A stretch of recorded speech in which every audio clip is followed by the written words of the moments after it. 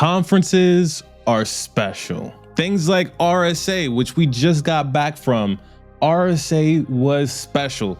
The way I look at RSA and other very big conferences like RSA, it's the one place or the very few places that you can go in the year and have a meeting with just about anyone in cybersecurity.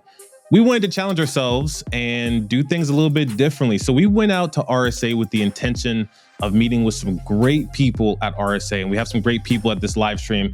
We wanted to meet with some great people, and we also wanted to bring something back to share with you, our audience, to show how special events like RSA is. Without further ado, run the intro.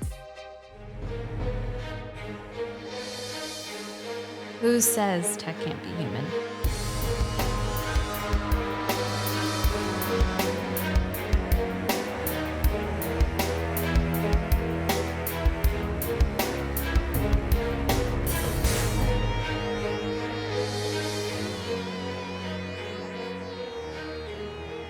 Hello, welcome to the live stream today. I am Jen Langdon. I'm a producer here at Hacker Valley Media, and I'm really excited to be your co-host for our live, or to be the co-host for the live stream today. Thanks so much for joining us. Without further ado, let's bring Ron Eddings, CEO at Hacker Valley Media, back on. How you doing, Ron?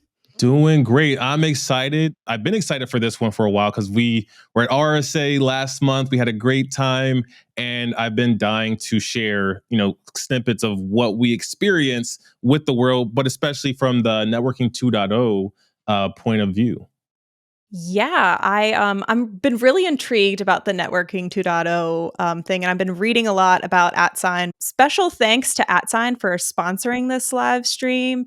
Thank you. Really excited to get into it. We'll be talking about, or you'll be talking with Colin Constable. So today is a little bit different. It'll be a recap of things from RSA that you talked about with him, right? Do you want to talk a little bit about Colin and a little bit about Atsign before we get started? Yeah, absolutely. When you go to something like RSA, there's planned encounters and then there's chance encounters. I met Colin and the Atsign team through a chance encounter before we, planned to meet up at RSA. I went out with one of their team members. We met up for sushi in Houston. Big shout outs to Hakeem for meeting up and just, informing us and helping us inform the world about Atsign. But I met up with Hakeem and he said, "Hey, you have to meet my founders. They are amazing." So I met Colin Constable. He's the co-founder and CTO at Atsign at RSA. And I was very impressed with the love that he had for the nature of cybersecurity, networking, access management. He reminds me of a lot of myself, a lot of people that I've worked with in cybersecurity because he's so passionate and he's relentless and he's going to keep going and he's going to make sure that ideas like Networking 2.0 and also his company Atsign really thrive. So I'm excited to, jump into the content, provide our reactions, which we have not done yet. So Yes. Colin Constable, if you haven't already connected with him on LinkedIn, Twitter, wherever, I would highly recommend. For sure. I also love Colin's passion, and he really boils it down to, the basics, I will say, basics of networking and how it applies to our security. And so we'll be showing a clip in a moment. And what I love, what he's going to start talking about is what the problem currently is today and why he built Atsign. We'll get into a little more about why, but what we need to solve out there in the world. So without further ado. So the number one thing was once you've got a new application or you've got a new website or you've got a new thing, the first thing, and this is my honest pain, and it's still there today, is they ask you to type in all your information. Like, what's your name? What's your address? What's your email? Prove your email. Prove your phone number. Right. And that's just huge amount of friction. And I'm a developer, so I want to remove friction. I want to remove pain, and there just wasn't a way of removing that pain. And you have to log into things. What I really wanted was the internet to log into me. Now, Kevin, my co-founder, he took it one stage further and said, once they got all that information, and remember, this is over a decade ago, once they got all the information, then you're not a customer anymore, you're just a number. Right? You've got no teeth in it. You've given away your information, right? You can't take it away. So his vision was, what if you could have the internet log into you? And if you don't trust somebody, then you can just say you can't have that information anymore, and that's it. Sounds like a pipe dream, right? But we started writing code. Yeah. That was a decade ago, and we found that the technology around us just wasn't ready for that big idea. Right. So fast forward to coming up to 5 years ago, we had another cup of coffee, another argument, and we started writing code, and that code eventually turned into a company. I love his phrase about the internet logging into you. Thoughts and feelings on that, Ron? It's a different paradigm. I had never thought about the internet logging into me until I spoke to Colin. The only time I had that thought was in a very light way when thinking of blockchain, thinking of things like cryptocurrency. There's many different systems that are speaking together and verifying information. So it made me think, are we ready for that type of paradigm shift where the internet logs into us? I know for me, like password managers are running my life. Single sign-on is running my life because those are the things that provide me the access. But it might be a little bit easier if I held the keys for my logins. Like if I was being logged into by something like Facebook or WhatsApp, Instagram, if I just entered in my information, but it's actually verifying it through my identity or systems, that would be quite nice because then I would have to maintain less identities. If I got breached in one place, that is going to hurt. But if the internet's logging into me, I could quickly remediate rather than allowing someone else to remediate on my behalf. I think on the other side of that, though, like it's a little bit terrifying and uncomfortable of being in control of the keys. I immediately thought, after looking at a lot of this, I'm like, well, what happens if you lose the keys? How do you get that resolved? And I also started thinking, I'm like, well, if these companies don't have that data and I have that, well, then it's genuinely my responsibility now that I am responsible for my data.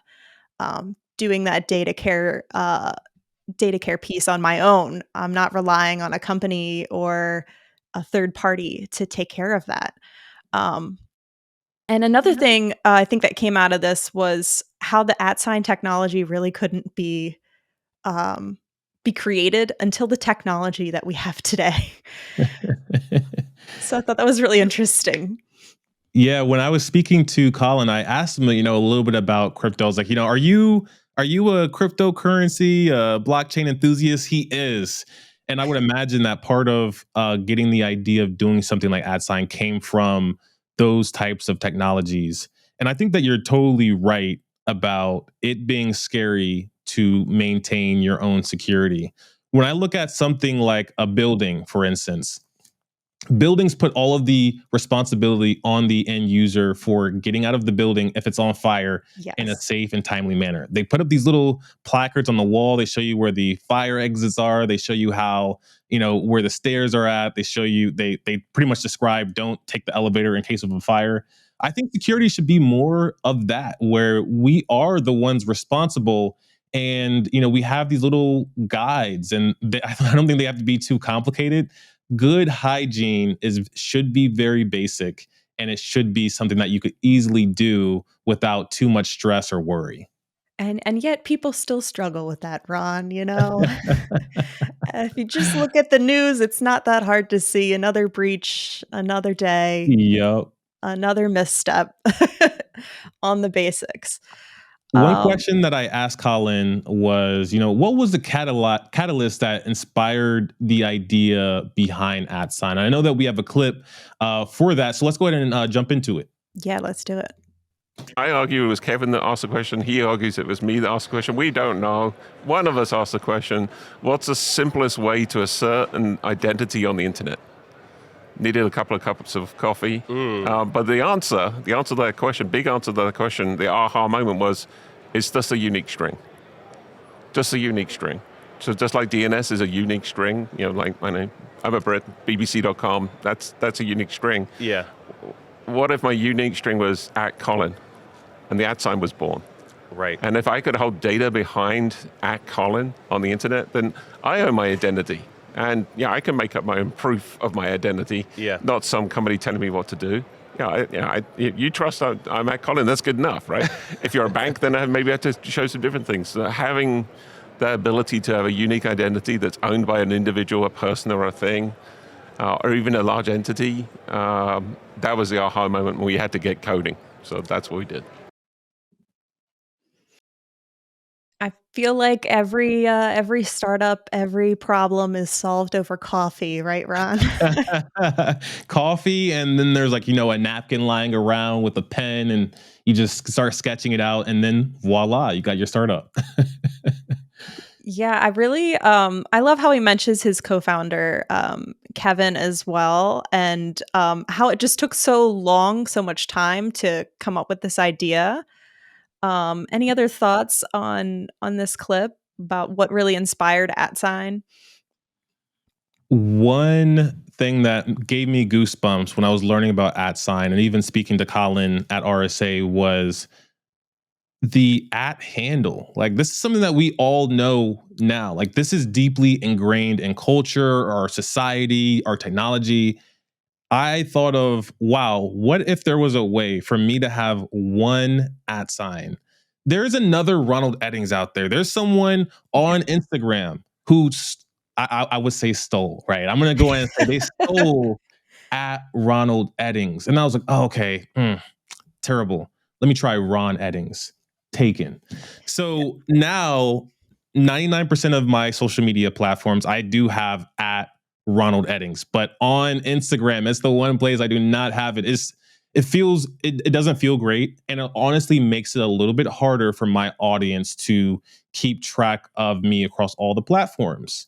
Now, I look at security as the same thing. If we're providing someone access, you might have to go into one tool and then provide them access to it. Like, okay, cool. I just gave them access to our asset management solution. And then if you wanted to give them access to your EDR or XDR solution, you have to go into another tool and give them access. And if you use something like Okta, you might have benefits from single sign-on, but right when that person goes to another organization and maybe you're still working with them, they switch from a full-time employee to a contractor, you have to offboard that user and then re-onboard them. They might have to sign up for an account again.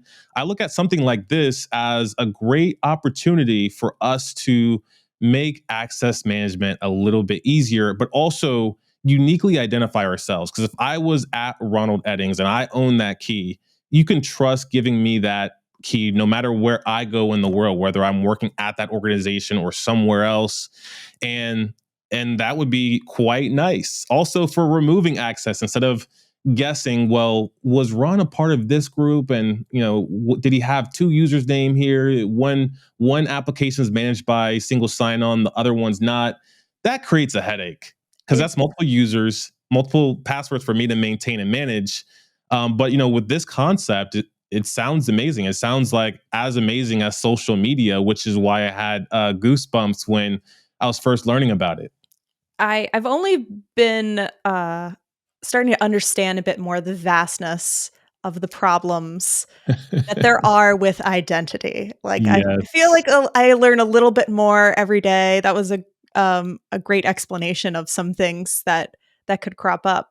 I feel like atSign, it's open source, right? I don't think this is just for one thing. He wants this technology to be used to solve a variety of different problems and flexible. You can do it whichever way you like. Mhm. I have to jump in for a second to share some details about our sponsor for this episode, atSign. Do you ever feel like network security is this long and boring game of whack-a-mole? We keep adding layers of security and complexity, and each fix solves one problem while opening the door to new ones. The next generation of network security is easier to implement, less complex, and more secure. Imagine adding a new device that has no open ports, no fixed IP addresses, no firewall, and no firewall configuration. yet it's completely secure. The future is that easy, and the future is here today. Atsign has built the next generation of remote access security, and their product NoPorts takes care of all of this for us. If you're ready to take a step into the future, you can try out NoPorts today by visiting noports.com and let them know that Hacker Valley sent you. Thank you, Atsign, for sponsoring this episode. Yeah, so one thing that I love from the beginning is the fact that it's a handle. It's something that we know and we're familiar with. One aspect that could be difficult to maintain and manage is people following rules. Cryptocurrency, digital blockchain was a darling for the innovation that it brought, but it also brought in a lot of questions like, hey, if someone were to be doing some malicious or illegal activity, how do I track them? And I'm a law-abiding citizen. I'll say that on the record. I do follow the law generally. I also have a bright red Camaro that loves to go fast. And I go fast on the highway sometimes. If I was going fast and doing something that I'm not supposed to be doing, I wouldn't necessarily want my identity to be tagged, right? Like, I think there's some levels of anonymity that we hope and expect to keep online, right? There are some people that still hide their license plate, though, Ron. You know what I'm talking about. Exactly. I don't know. I'm a law-abiding citizen. But we asked Colin about that, and he had a pretty amazing response on how he's thought about the future of networking 2.0. Let's go ahead and jump into it. 1.0 is what we have right now, and we love it. We're still at 1.0. But we love it, right? I mean, it's changed the world. Yeah. But there's a few things missing, and what we're doing with 2.0 is adding those things. So number one thing is addressability. And if you think about addressability, not everything on the planet has an IP address that is addressable. You can't, if you've got a machine at home behind Starlink, you can't log into it because it can see the internet, but the internet can't see it. Right. And it would be nice if everything was addressable. You could, get to anything. If you knew it's Atsign, you could get to it. So the first thing that the Atsign technology stack does is provide addressability to everything. That's really, really important. So everything can speak to everything. Doesn't matter about all those complicated networky stuff. The next thing is privacy. Right. So privacy and, to a certain extent, security. So security, I think, is really a subset of privacy. Privacy is the top level. For sure. So many times on the internet today, just because of the way TCP IP works, you have to have a server in the middle, right? So you upload to Facebook, and then your friends can see everything you posted because they log into Facebook as well. So you could have this two-way conversation. And guess what? Facebook gets to see all your information, and that's how they monetize it. Yep. What if you could post something to somewhere and it was encrypted, so whoever was running Facebook, they can't see it, but your friends could still see it? That sounds like a bad day for Facebook with all the ad revenue. So yeah, maybe. Yeah. But what if that was the reason why people on Facebook stayed? So they've done it with WhatsApp. If you think about WhatsApp, all of those messages between you and I on WhatsApp, they're encrypted. Right.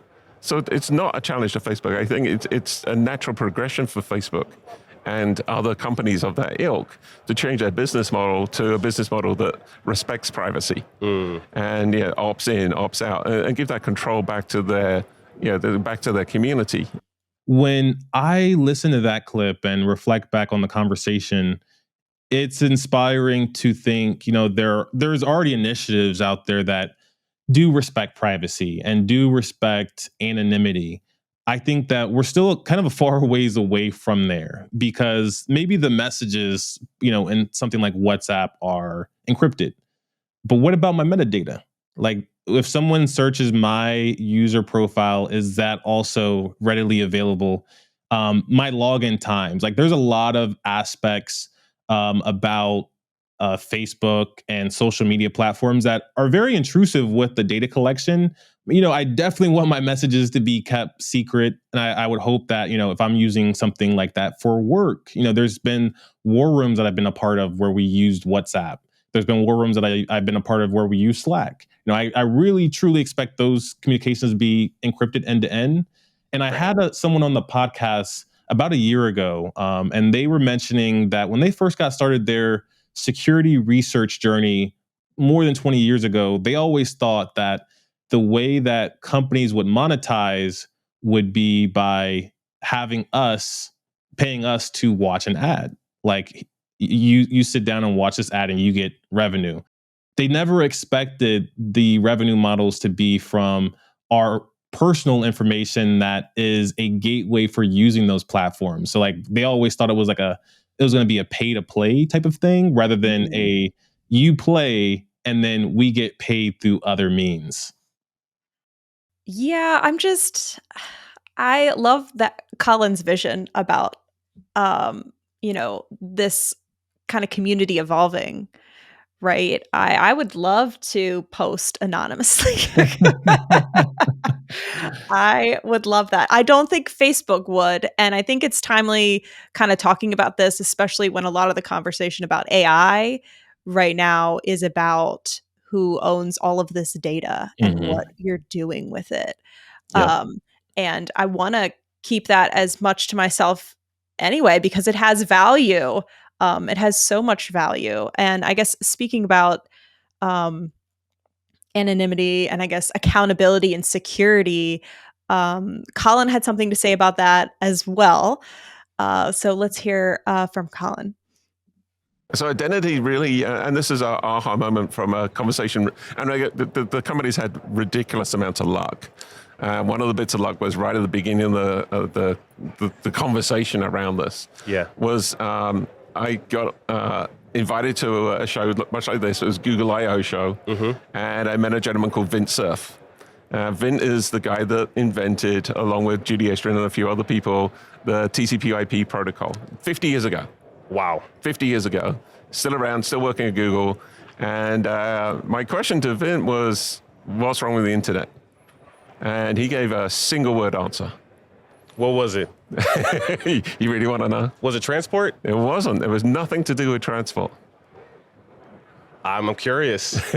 Yeah, there's no accountability on the internet. So there's accountability. That was the one single answer. So I said to Vint, so, I'm a Brit, so I could solve that problem for you. He said, sometimes I want to be anonymous on the internet. Right. So sometimes I want to be anonymous, but accountable. Come back to me when you solve this anonymous and accountability at the same time. So Kevin and I took that to heart. It took us 3 years. We think about this in the human world all the time, right? So if you're going from one country to the other, the government attests that you really are you with your passport, right? Absolutely. But in a transaction between two people, the attester doesn't have to be the government. It could be just somebody we know, right? So if you and I know Hakeem, we both know Hakeem. Yep. So Hakeem's attesting for me. So we need to have a protocol that can have an agreed attester. And then you can be anonymous. You only need to know, this is a friend of Hakeem. You don't need to know who I am. Right? You just need to know that you trust Hakeem and that trust comes through. Trust is very strange, very human concept. But that's what you can do with an Atsign. I like the idea as well of accountability rather than just identification. Accountability means that even if this person's anonymous, I still have the actions documented that anonymous person, I don't know what their name is, but I know the actions that they've taken. I think that's a very important step for this world of access management and accountability within it.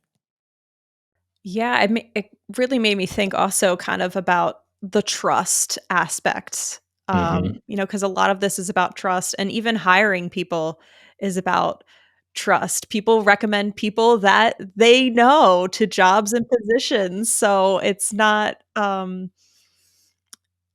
necessarily a foreign idea to attest to somebody else since we do that already in our daily lives. I love that we're taking just these general ideas that we're already using and then just applying it to a simpler technology. atProtocol I thought was really cool because I've used things like AWS in the past. I've used also a service that I thought was kind of crazy is called Okta ASA. For anyone that has used Okta ASA, my heart goes out for you because it was very difficult to set up. But both of AWS and Okta, they have solutions for allowing someone to SSH into a device without using SSH. If you use something like SSH, you have to open up a port. That's essentially opening up a vulnerability. It's like me opening up the front door to my house, but there's a code but you could see on the inside, you could see what version I'm running, you get a little header back. That's a problem for financial institutions. I don't want anyone knowing what version of SSH my bank is using. Keep that off the record, right? But no ports is really cool because it allows you to SSH into a device without having a port open. It's using the idea of the @sign and giving access via @sign, and also the encryption elements and cryptography elements.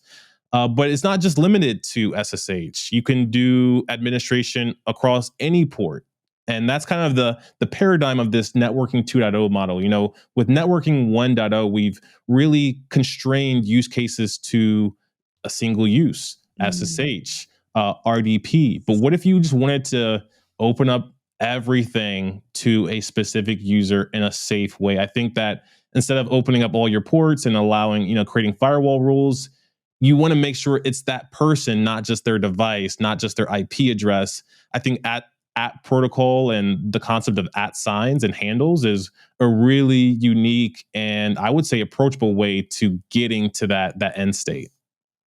Yeah, and I think what's interesting is how no ports kind of came about was, they were trying to prove like, hey, like you can use this for amazing things. Here's one. And I think what's amazing is that people can use it for multiple things. Once you get your feet wet, and start walking into the pool.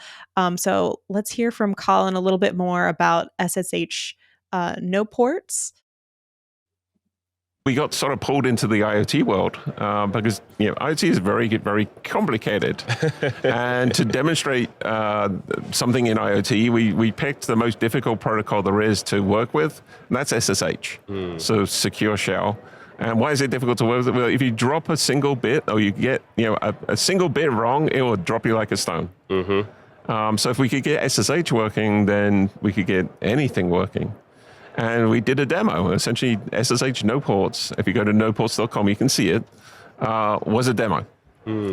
And we do the demo, they're like, I want that. Like, I don't care about the @sign stuff. Yeah. Like, I want SSH no ports. So if you're in DevOps and you have to manage firewalls and all the rest of it, I mean, I did it for years. It's painful. Yeah. And you can only screw up, right? Nobody's going to congratulate you if you the bad that's what guys people up. see. Yeah, that's what people see is that. So the idea with no ports is if you don't have to have all those complicated rules on your external firewall, you have one rule. Deny all inbound. Right.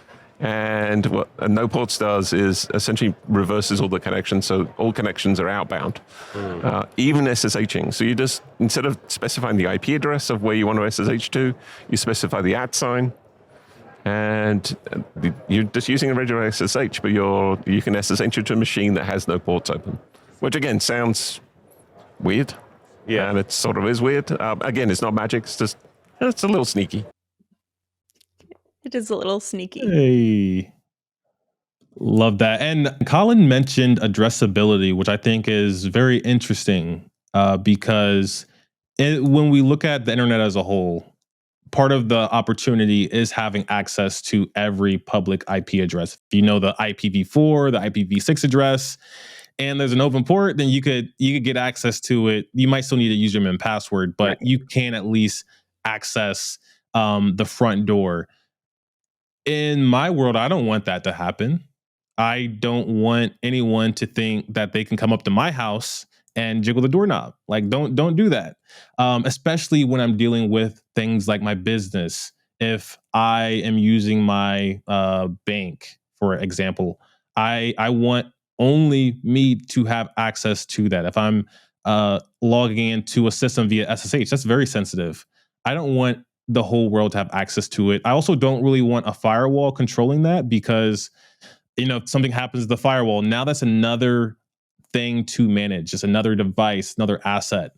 I think having these gatekeepers, these speed bumps built into the technology itself, into the protocols, is a much more sustainable and manageable opportunity to, have long-term success. When I first got into cyber, it was what routers do you know how to configure, and what firewalls do you know how to configure, and that's still the case sometimes. It's just different applications now. But I think when you have a very good protocol, a protocol is a set of rules. When you have a very good protocol, then you can build and design your technology based off of those protocols. That's what we see with things like the internet and Chrome and internet browsers. Is they're operating off of TCP/IP, and the approach that Colin's kind of jumping into is thinking differently of just the IP internet packet protocol, and thinking of how we can build on top of it to not only build in that anonymity, build in the accountability, but also build in the addressability as well, so information can make it to its ultimate destination. Yeah, before I came to Hacker Valley, I was at the Cryptologic Foundation, and they are really big proponents of protocols. I'm sure Colin would love to talk all day long with some of those people that I talked with on that show. Um, but I can really see also kind of the future of this technology, right? Maybe also being problematic for some other countries who don't want to have security be a factor. They want to have some of that visibility. And I think when you look at what security you could have, I could see a lot of people, especially in this country and around the world, would be interested in having that sort of protection in mind, to move around a little more anonymously, Yeah. but also still have accountability. I love that they were really able to thread the needle there. So we are nearing the end of the live stream, but we especially want to thank again Atsign for sponsoring this live stream. And again, to all of you guys for joining us today, thanks for staying on. Thanks for your comments and your questions. And with that, Ron, We will see everyone next time. let's go.